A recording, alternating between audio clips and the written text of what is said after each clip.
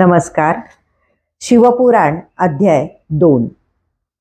देवराज ब्राह्मणाचा उद्धार. श्री गणेशाय नमः. शौनक म्हणाले, सूतजी, तुम्ही धन्य आहात. तुम्ही परमार्थ तत्व यथार्थ जाणले आहे. तुम्ही आम्हाला शिवपुराणाचे अद्भुत आणि दिव्य महात्म्य सांगून मोठीच कृपा केली आहे. या भूलोकी शिवकथेसारखे कल्याणप्रद आणि सर्वश्रेष्ठ असे अन्य साधन नाही, ही गोष्ट आमच्या लक्षात आली आहे. आता कलियुगात या कथेच्या पुण्यप्रभावाने कोणकोणते पातकी शुद्ध होतात ते सांगून या जगाला कृतार्थ करा अशी विनम्र प्रार्थना करतो. सूत शौनकांना म्हणाले, मुनिवर्य, शिवपुराणाच्या श्रवण पठणाने पापी, दुराचारी, दुष्ट आणि कामक्रोधादी विकारांनी व्यापलेले सर्व मानव शुद्ध होतात. मी तुम्हाला याविषयीची एक पुरातन कथा सांगतो. तिच्या श्रवणाने मनुष्यांच्या पापांचा पूर्णतः नाश होतो. फार पूर्वीची गोष्ट आहे. किरातांच्या नगरात देवराज नावाचा एक दुर्बळ आणि दरिद्री ब्राह्मण राहत असे. तो वैदिक धर्माला अनुसरून वागत नसे. वैश्य वृत्तीचा अवलंब करून रसादिकांची विक्री करत असे. त्याने विश्वासघात करून अनेकांना फसवलं होतं. अनेकांना ठार करून त्यांचे धन लुबाडले होते. तो यत्किंचितही दानधर्म करत नसे. तो वेश्यागमन करणारा आचारभ्रष्ट विप्र होता. एके दिवशी सहजगत्या फिरत फिरत देवराज प्रतिष्ठानपूर नामक नगरात प्रवेशला. तेथे त्याला एक शिवालय दिसले. त्या मंदिराच्या सभामंडपात अनेक साधू आणि महात्मे जमले होते. या ब्राह्मणाने तेथेच विश्रांती घेण्याचे ठरवले. त्या रात्री त्याला ताप भरला. खूप त्रास होऊ लागला. त्या समयी एक ब्राह्मण उपस्थित श्रोत्यांना शिवपुराण ऐकवत होता. तापाने फणफणत असूनही तो ब्राह्मण शिवकथेचे लक्षपूर्वक श्रवण करत होता.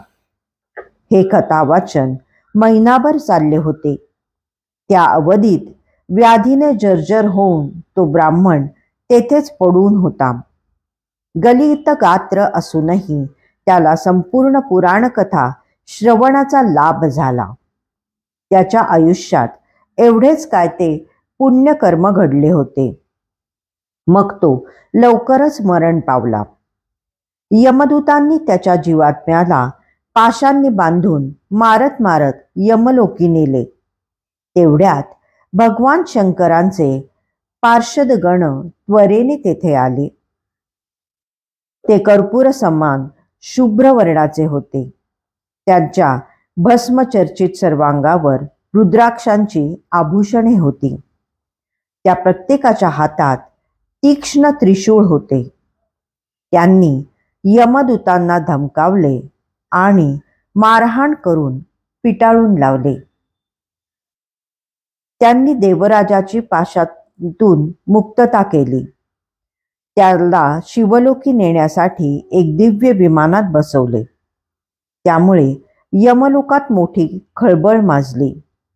यमदूतांचा कोलाहल ऐकून यमधर्म आपल्या प्रासादातून बाहेर आला.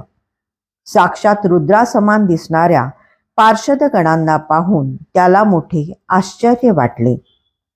त्याने भीतीपोटी त्यांच्याकडे कसलीही विचारणा केली नाही. अंतर्दृष्टीने सर्व प्रकार जाणून घेऊन तो गप्प राहिला. त्याने शिवदूतांचा सन्मान केला. त्यांची यथाविधी पूजा केली. उत्तम आदरातिथ्य करून त्यांना प्रेमाने निरोप दिला. देवराज विप्राच्या समवेत घेऊन ते सर्वजण कैलासलोकी गेले. त्यांनी त्या ब्राह्मणाला करुणासागर शिवजींच्या स्वाधीन केले. अशा प्रकारे शिवपुराण कथाश्रवणाने दुष्टात्मा असूनही त्या ब्राह्मणाला श्रेष्ठ गती प्राप्त झाली. ही कथा ऐकून शौनकांना आनंद झाला.